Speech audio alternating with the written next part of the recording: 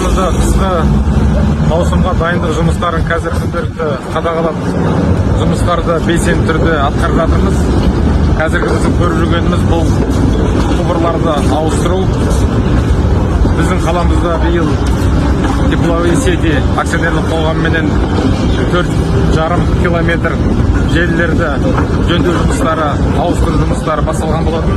Қазір сол жұмыстарды 12 участокқа бөлдік. Сол 12 участоктың егер ортақ процент шығаратын болсақ, 80% қазір жұмыстар аяқталды. В городе сегодня идет активная работа по подготовке к зиме, к отопительному сезону. Сегодня мы проверяем работу по ремонту тепловых сетей. В этом году у нас в 12 участках начались ремонтные работы. Если сказать в процентах, сейчас уже 80% этих работ уже завершены. Поручено до конца августа завершить все эти ремонтные работы.